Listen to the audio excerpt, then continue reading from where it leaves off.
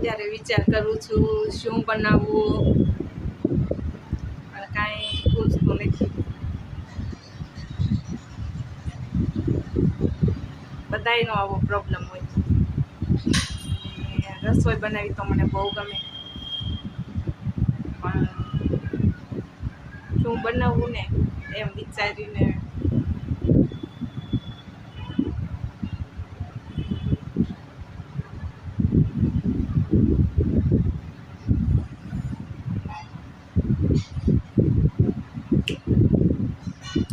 આજ હું બનાવવાની છું પૂરી, ખીર અને બટેકાનું શાક. હાલો તૈયારી કરી દેવી, હમણાં જમવા આવી જશે. ખીર બનાવવા મેં લઈ લીધા છે આ ચોખા. હવે એક તપેલીમાં પાણી ગરમ મૂકવી, જરૂરિયાત પ્રમાણે ચોખા હોય, ચોખા ચડી જાય એટલું અંદાજે પાણી નાખવાનું. મેં 3 ગ્લાસ લીધું છે.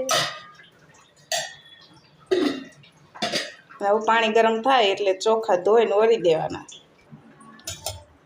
મેં ચોખા ધોઈ લીધા છે અને હવે પાણી પણ ગરમ થઈ ગયું છે. હવે ચોખા ઓરી દેવી.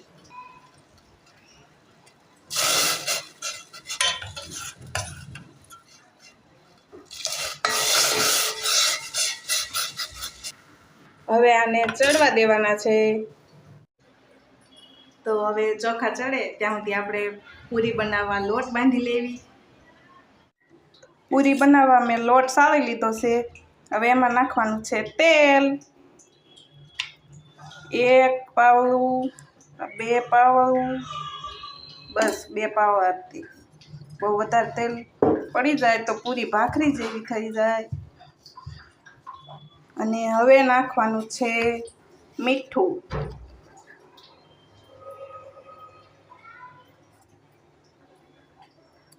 1 ચમચી મીઠું નાખ્યું છે. અને હવે લોટ બાંધી લઉં. થોડુંક થોડુંક પાણી ઉમેરતું જવાનું અને લોટ બાંધતું જવાનું.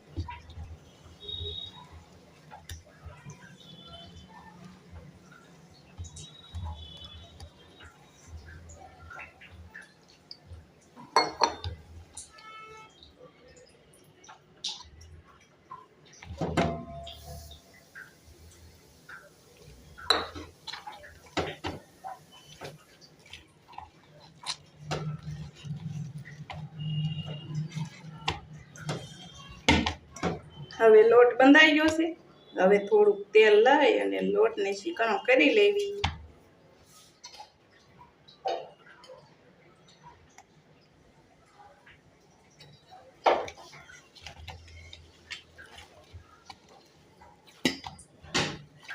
આવું છું. લો હવે લોટ તૈયાર થઈ ગયો છે. હવે આને ઘડી એક બાજુ મૂકી દેવી ઢાંકીને. હવે ચોખા જોઈ લેવી સડી ગયા છે. હજી પાણી છે ને ચોખા પણ હજી કાચા છે. અને બટેકાનું શાક બનાવવા હવે આપણે કાપવાના છે બટેકા. તો મેં આ બટેકા લઈ લીધા છે. તો ચાલો હવે બટેકાનું કટિંગ કરવી. પહેલાં તો બટેકાની છાલ ઉતારી લેવી. છાલ ઉતારવાનું છે પણ 3 બટેકા હાટું થઈને કોણ લે. હું તો સાકું એ ઉતારી નાખું.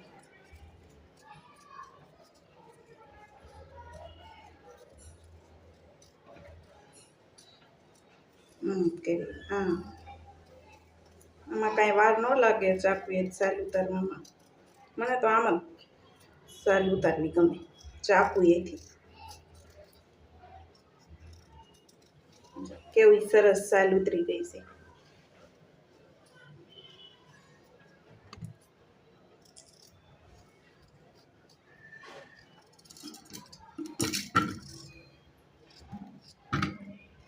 આવી રીતે બટેકાના મોટા મોટા કટકા કરવાના છે.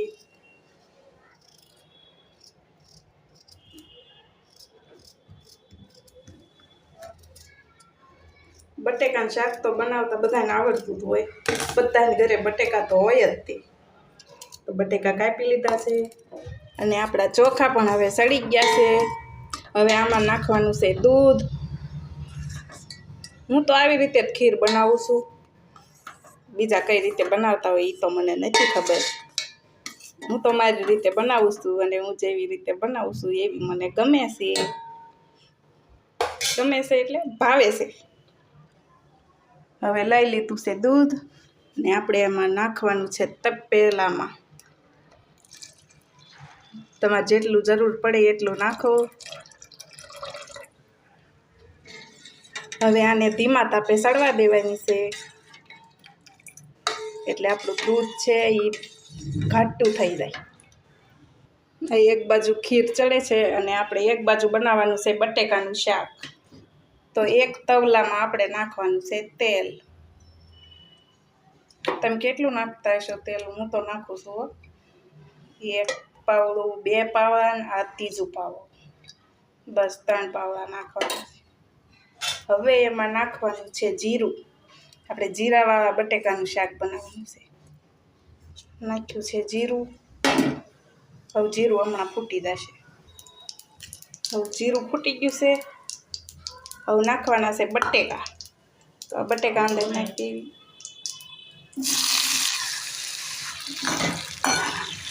હવે બટેકાને તેલમાં તળવા દેવાના છે.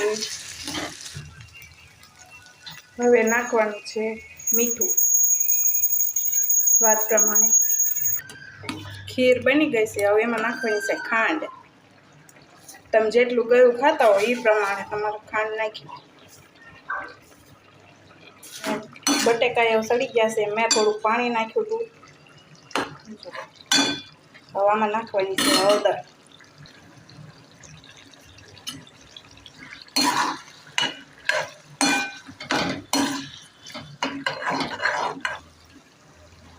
આ લસણ ખાંડેલું નાખવાનું છે.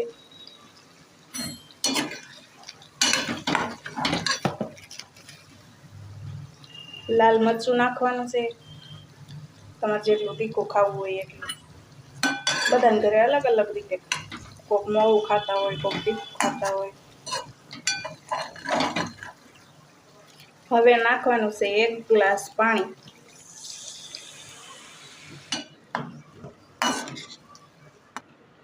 હવે શાકને સડવા દેવાનું છે. હવે ખીરમાં નાખવાની છે એલચી. આ 2 એલચી મેં ખાંડી લીધી છે અને હવે એલચી નાખવાની છે. ખીર તૈયાર થઈ ગઈ છે. હવે આપણે બનાવવાની છે પૂરી. હજી શાક સડે છે, ધીમા તાપે સડવા દેવી, ઢાંકી દેવી અને હવે પૂરી બનાવવાની તૈયારી કરી.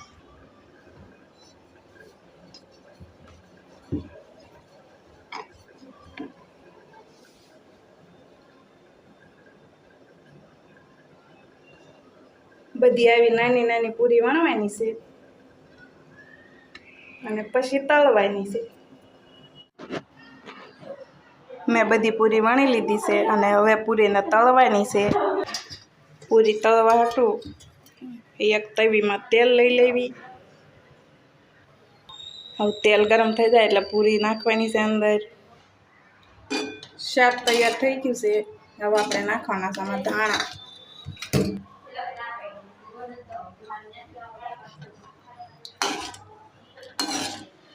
તેલ ગરમ થયું છે કે નહીં? તેલ ગરમ થઈ ગયું છે. હવે નાખવાની છે પૂરી.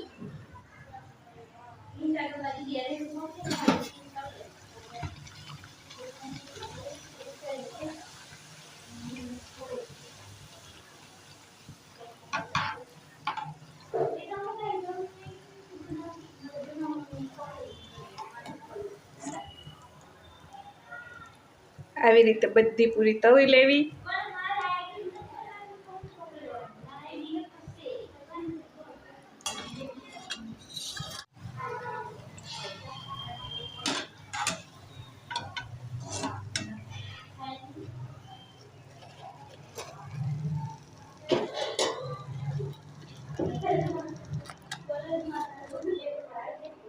બધી પૂરી તળાઈ ગઈ છે, કેવી મસ્ત ફૂલેલી બની છે।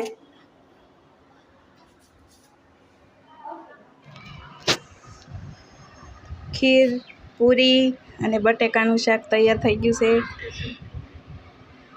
હાલો ખાઈ લેવી, ભૂખાઈ લાગી ગઈ છે અને ગરમી એટલી થઈ।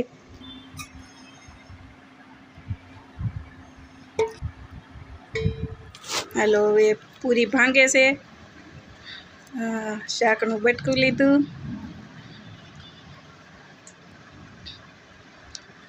બટેકું પડી કેમ થાય છે અને આ ગયું મોઢામાં।